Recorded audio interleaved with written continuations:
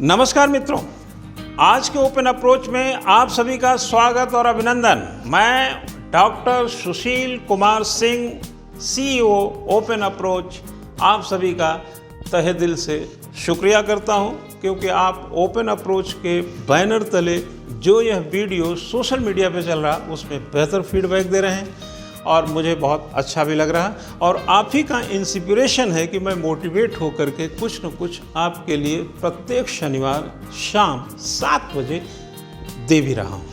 आज की कहानी में फिर आपको मेरे साथ थोड़ा सा सफ़र करना है। बहुत छोटी सी कहानी, अपने ऊपर बीती कहानी। एक टैक्सी ड्राइवर की कही गई बात से लेकर एक एशियाज एजुकेशन, जो हायर एजुकेशन का एक समिट था, वहाँ के कार्यक्रम के दरमियान का एक छोटा सा कहानी है सिंगापुर का, यानी विलायत की कहानी है। और इसके ये जो कहानी है कितना इंस्पायर करेगी मुझे नहीं मालूम, लेकिन आप सोचिए कि क्या वाकई में ऐसी कहानियों का हमारी ज़िंदगी में कोई स्थान हो सकता है क्या। तो चलते हैं इस कहानी की ओर। दरअसल बात अक्टूबर 2018 की है। अक्टूबर का महीना भी चल रहा है और 2018 आज से ठीक 2 साल पहले की बात है। एशियाज एजुकेशन समिट, जो कि सिंगापुर के सेंटोसा द्वीप में, सेंटोसा जो वहाँ का द्वीप है, आइलैंड है, वहाँ पर एक ली मेरिडियन होटल है, वहाँ पर होना था। 30 कंट्री के बहुत सारे एजुकेशनिस्ट का वहाँ जमावड़ा लगा था और मैं भी आमंत्रित था, मुझे भी वहाँ जाना था। मैं जब सिंगापुर एयरपोर्ट पे उतरा, वहाँ से टैक्सी लिया और मुझे डी लॉज जाना था। डी लॉज एक होटल जैसा है, होटल ही है, बहुत बड़ा होटल है। वो लेने में तो लग रहा है कि जैसे कोई हॉस्टल होगा, बट वो बहुत बड़ा होटल था। तो वहाँ मेरी रहने की व्यवस्था थी। टैक्सी वाला जब मेरे को टैक्सी में मैं उसके साथ चला, एक ट्रैफिक पे जहाँ रेड सिग्नल था, वहाँ पर वो टैक्सी रुक गया। जाहिर रुकेगा। और मेरा ध्यान गया कि टैक्सी वाला रुका तो है, बट उसका मीटर चल रहा है। और आपको मैं बता दूं, अभी तो मुझे नहीं मालूम, लेकिन उस समय 53 रुपया जो इंडिया का होता था, उसका सिंगापुर का $1 होता था। तो थोड़ा सा मुझे लगा कि भाई टैक्सी जब रुकी हुई है तो मीटर क्यों चल रहा है। खटाखट थोड़ी देर में वो मीटर चलता रहा जब तक वो टैक्सी रुकी रही। ये ट्रैफिक खुलेगा, फिर इधर वाला जाएगा, फिर उधर वाला जाएगा, फिर इसकी बारी आएगी। तो ऐसे में कुछ जो 2-3 मिनट का समय लगा, उसमें काफ़ी मीटर जो चलता था उससे पैसा बन रहा था। तो मैं सोचा ऐसा कैसे हो रहा है। मैं मेरे दिमाग में ये हमेशा था कि जब टैक्सी रुकी है, जब यात्रा नहीं कर रहे हैं, तो मीटर भी रुका होगा। मुझे ऐसा लगता है कि शायद हम अपने यहाँ तो ऐसे ही समझते हैं। हो सकता है कि मेरी पूरी जानकारी अधूरी हो, तो फिर भी आपको मैं ये कहानी बता रहा हूँ। तो मैं टैक्सी वाले से पूछ बैठा, जो उसने कहा उसकी बात है, ये इंपॉर्टेंट नहीं, वो ज़्यादा इंपॉर्टेंट है। मैंने टैक्सी वाले से कहा, क्या कहा, मैंने कहा कि भाई, जब अंग्रेजी में उसको बोला, हिंदी में मैं बोल रहा हूँ यहाँ, कि जब मैंने बोला कि उसको कि भाई जब टैक्सी रुकी है तो मीटर क्यों चल रहा है, जानते हैं उसने क्या बोला? वो बोला जो सब बोलते हैं, सर टाइम इज मनी। मुझे कोई हैरत नहीं हुई, मुझे कोई आश्चर्य नहीं हुआ, मुझे कोई समस्या भी नहीं हुई।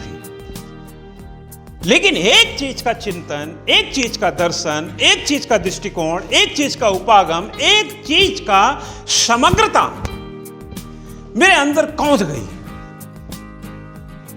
कि ये व्यक्ति, ईंधन जले ना जले, टैक्सी बंद है या चल नहीं रही है मतलब, और मीटर चल रहा है, यह व्यक्ति कह रहा है टाइम इज मनी। वो टैक्सी पे तो टाइम दे ही रहा है, चाहे चल रही हो या ना चल रही हो, तो उसके होने का पेमेंट तो बनता है।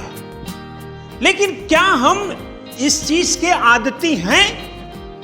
दिन भर किसी को बैठा लें और उसको एक भी काम ना दें, तो शाम को कहते हैं तुमने किया क्या जो तुमको पैसा दें।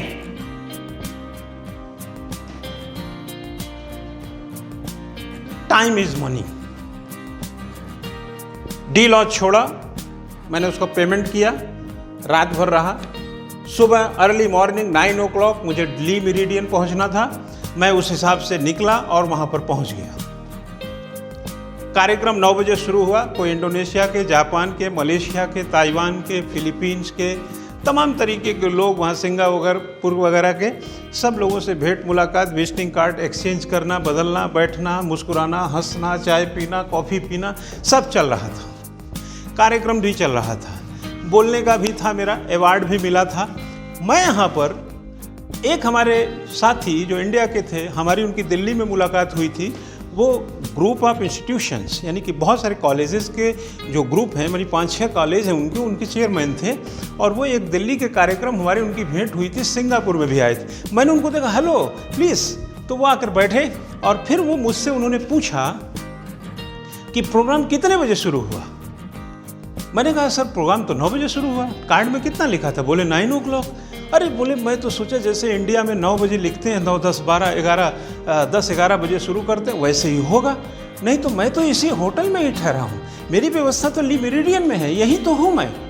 बाद में प्रोग्राम के बाद मैं उस होटल में भी गया, लेकिन मैं यहाँ ये कहना चाह रहा हूँ गलती उनकी भी नहीं है। गलती ये है कि जब हमारे यहाँ प्रोग्राम होता है तो 9 का मतलब अगर लोग 10, 10:30 समझते हैं तो कैसे गलती? क्या हम टाइम के पंक्चुअल हैं? टीचर क्लास में पंक्चुअल नहीं है, स्टूडेंट क्लास में पंक्चुअल नहीं है, मिनिस्टर प्लेटफॉर्म पे पंक्चुअल नहीं है, प्रोग्राम में पंक्चुअल नहीं है, अधिकारी का लेट आना है, दफ्तर में जाइए टाइम से लोग आए नहीं होते हैं, मरीज बाहर पड़ा है, डॉक्टर नहीं आए हुए होते हैं। हमारे इंडिया में क्या टाइम को लेकर के इतना ज़्यादा पेशेंस, पैशन और इतना डिवोशन है? नहीं है, नहीं है। जब नहीं है तो हम बाहर जाते हैं तो जानते तो सब हैं, लेकिन जब वहां देखते हैं तो अखर जाता है। एक टैक्सी वाला जब कहता है time is money, never, taxi चल रही है कि नहीं चल रही, मैं टैक्सी में हूं, ईंधन खर्च हो ना हो टैक्सी में हूं, इसलिए पेमेंट बनता है।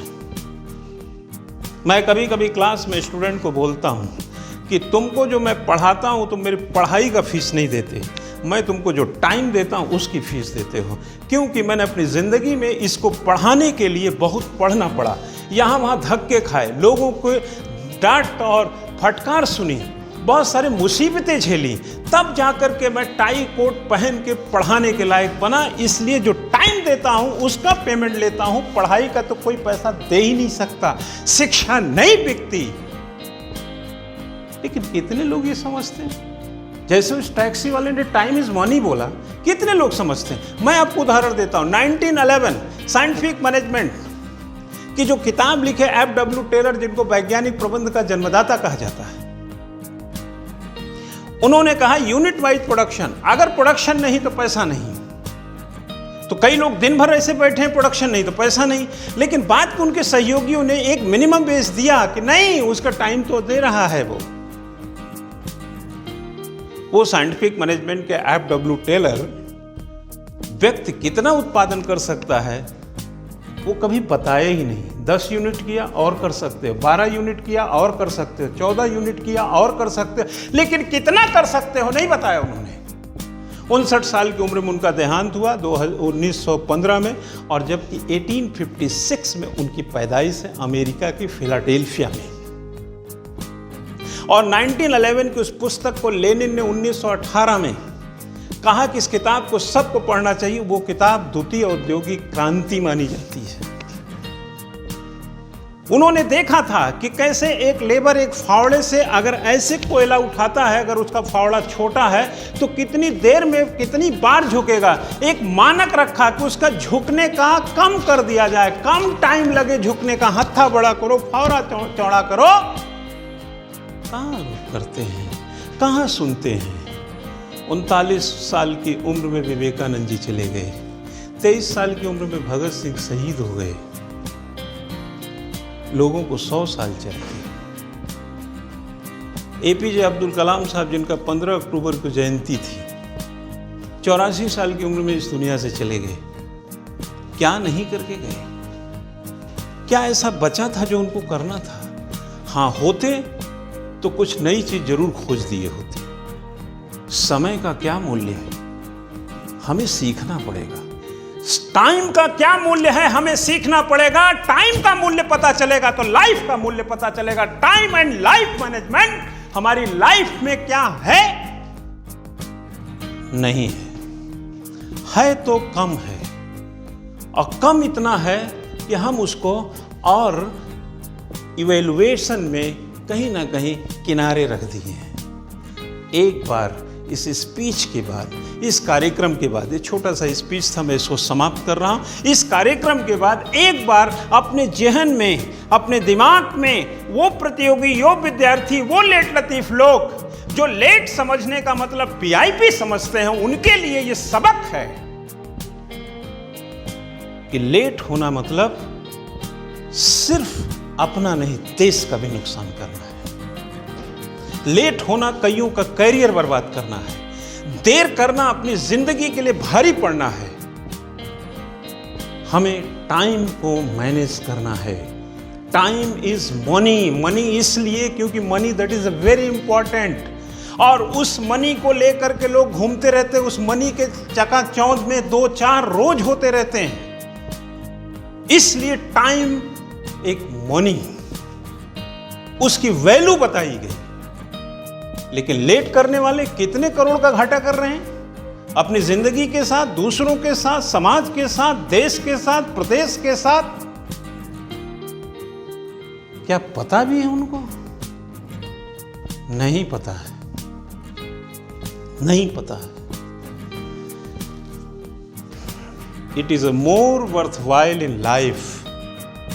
It is a more worthwhile in life to make pleasure or duty than duty of pleasure.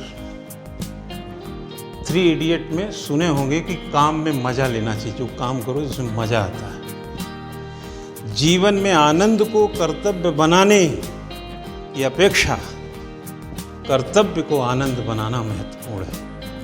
ये F.W. टेलर ने कहा था। टाइम से रहिए, जीवन का आनंद बढ़ जाएगा। जीवन का आनंद बढ़ जाएगा तो लाइफ का तो फिर पूछिए मत। मैं लेता हूं यहीं विराम।